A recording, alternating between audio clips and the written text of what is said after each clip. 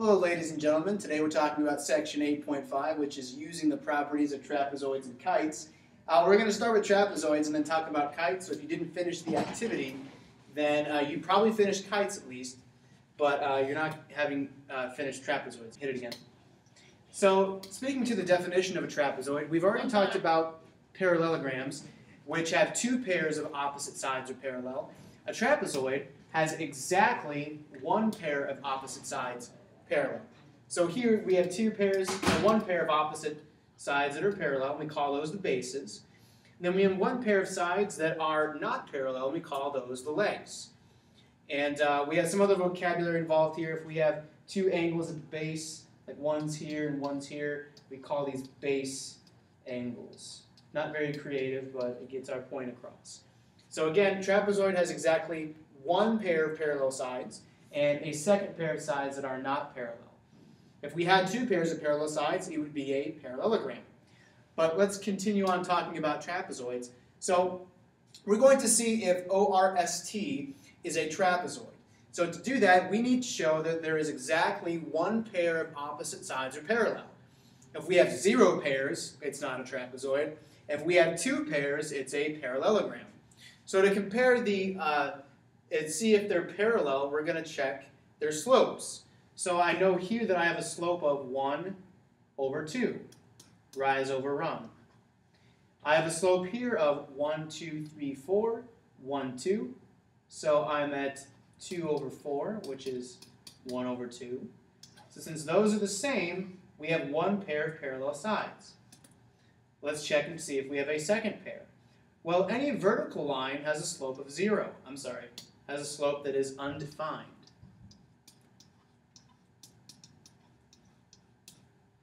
My slope for this segment here, if I count my rise over my run, I'm moving down 2, 1, 2, and right 2, 1, 2.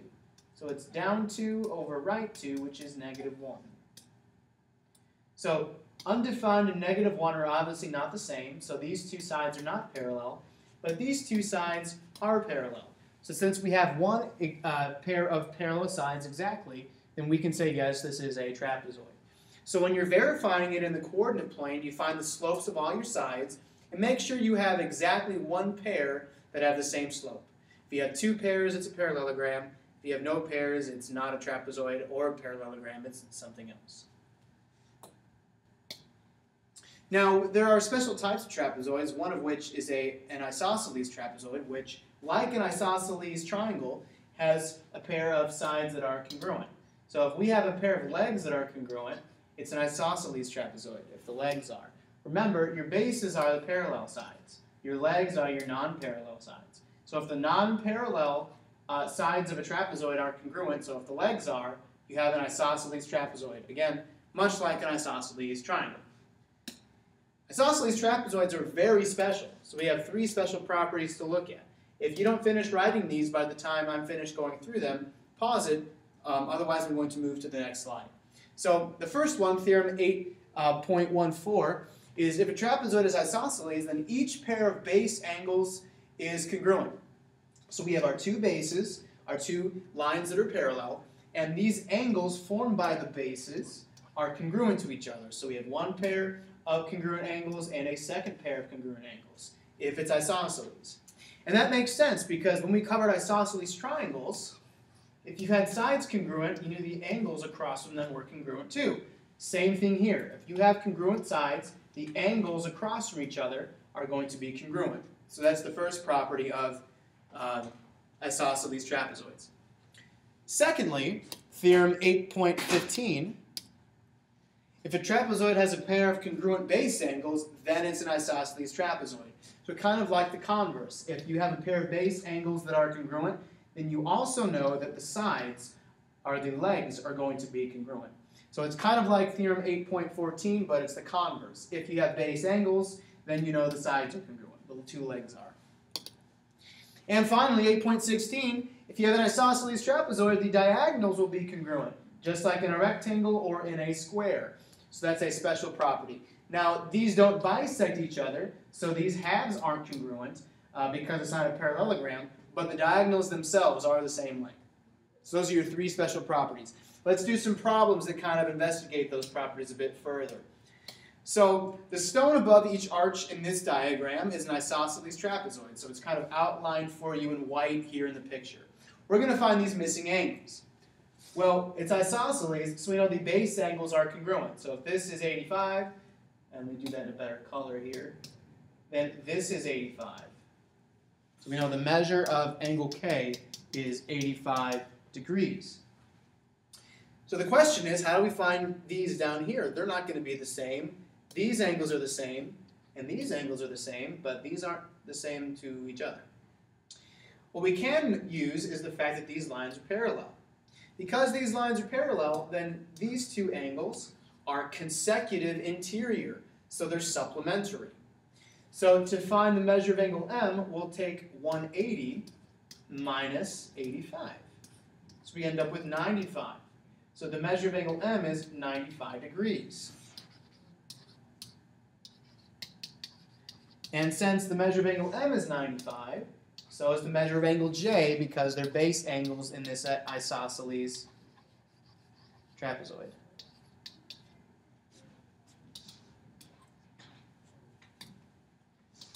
Let's move on to another example. Or I'm sorry, different concept entirely. If we're looking at a trapezoid, there's something special here called the midsegment. If you find the midpoint of each leg, so it divides them into congruent halves, and draw a segment connecting them, that's considered the midsegment. And there are a couple special properties about midsegments. First of all, in a trapezoid, the midsegment is parallel to each base, so it's kind of like a third parallel line. Secondly, the length of your midsegment is equal to the average of the other two. So if we add these two together and divide by 2, that's the length of MN. You're taking the average. And that's kind of illustrated for you down here in this formula. But to give you something concrete, let's say this is 20 and this is 10. And we're looking for the length of our midsegment. We'll take 10 and add 20. We'll add our two bases and divide by 2. So this is 30 divided by 2, or 15. So this length here would be 15. Let's continue on with some examples of that. In the diagram, segment MN is the midsegment of trapezoid PQRS. Find the length of MN. Well, if it's the midsegment, we know that it connects the two midpoints, so these halves are congruent, and it's parallel to the two bases, and we know it's the average of the length of the two bases. So we'll add our two bases, 28 and 12, and divide by 2. So this is 40 divided by 2, which is 20. So this is 20 inches. So that's how we would find the midsegment of a trapezoid. It doesn't have to be isosceles as long as it's a trapezoid. Let's do a few more examples together here. In exercises 3 and 4, use the diagram of trapezoid EFGH. So if EG is equal to FH, so EG, this diagonal, is equal to FH, this diagonal, is it isosceles? Well, the answer is yes. Because one of our theorems states, where is it at? That a trapezoid is isosceles if and only if its diagonals are congruent. So in this problem, since our diagonals are congruent, which is what this says, yes, it's isosceles. If they were not congruent, it would not be isosceles. Number 4 states the measure of angle HEF, so this whole angle here, is 70. And FGH, this angle down here, is 110 degrees. Is it isosceles? Well, let's check. So this is a separate problem, so we're not going to say yes just because number 3 said yes. Well, since these lines are parallel and this is our transversal, that means this whole angle in green should be 70.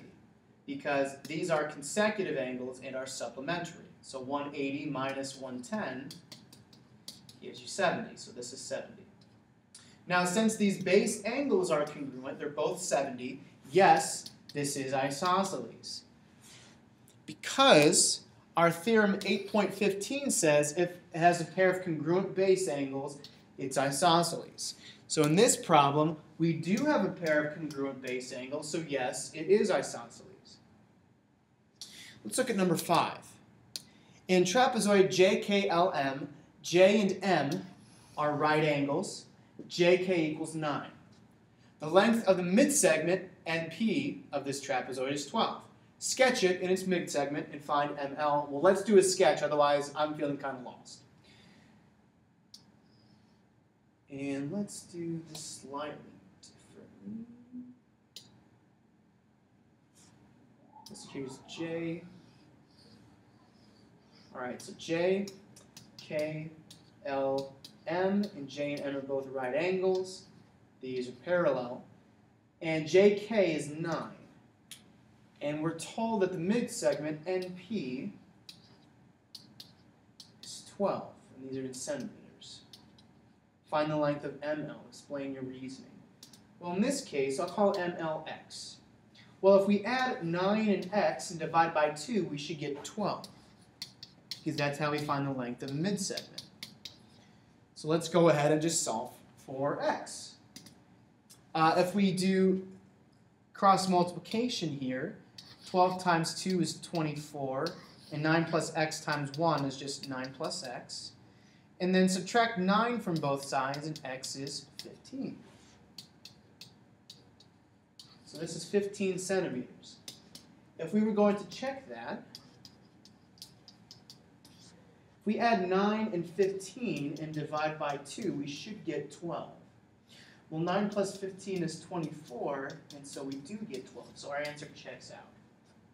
So again, if we add 9 and x and divide by 2, we should get 12. So that's the proportion we could write. And cross multiplication shows us that x is 15, and our answer checked out. Let's talk about kites. Kites are much simpler than trapezoids.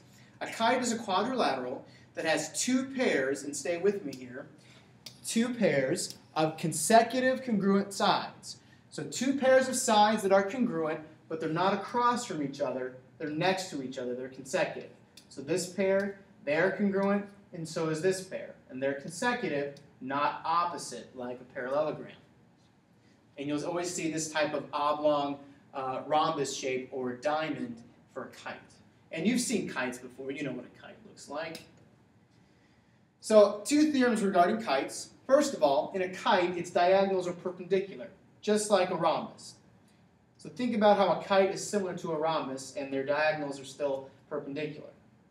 The second thing is if it's a kite, you have 1 pair of opposite angles that are congruent, unlike if you have a rhombus where you have 2 pairs.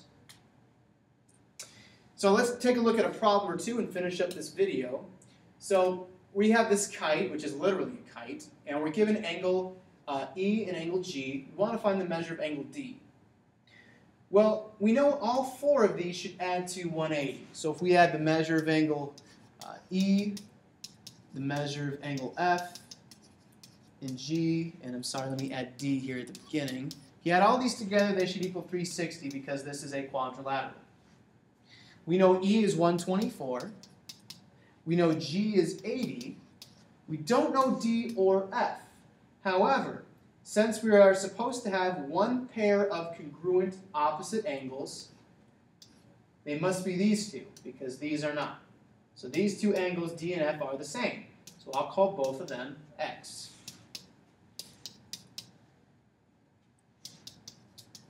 So from here I can combine like terms. I have 2 X's plus 204 should equal 360. If I subtract 204 from both sides, then 2x equals, I want to say that's 156, and divide both sides by 2, and x is 78 degrees, so that means that the measure of angle D is 78 degrees. So again, all 4 of these should add to 360 because it's a quadrilateral. We know these opposite angles should be congruent since these aren't, and we need 1 pair. And then we write our equation and combine like terms and solve for x, which is the measure of angle D. Last question. In a kite, the measures of the angles are 3x, 75, 90, and 120. Find the value of x. What are the measures of the angles that are congruent? So let's draw a kite. And let's solve for x first. So we don't know if 3x is equal to 75, or if it's equal to 90, or if it's equal to 120. So we don't really know what to put where yet because we don't know what angles are congruent. What we do know is all four of these should add to give us 360 because this is a quadrilateral. So if we combine like terms and add these three together, just give me a minute here. So 210 and 75 is 285 equals 360. And if we subtract this from both sides, then 3x is 75. So x is going to be 25. So we solve for x. What are the measures of the angles that are congruent? Well, 3x, we know, is 75. So the two angles that are congruent are 75 degrees.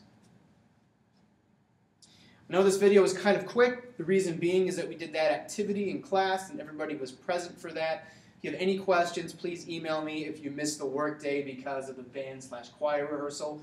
Otherwise, see me before or after school and have a great weekend. I didn't record any of that! Oh no, I did.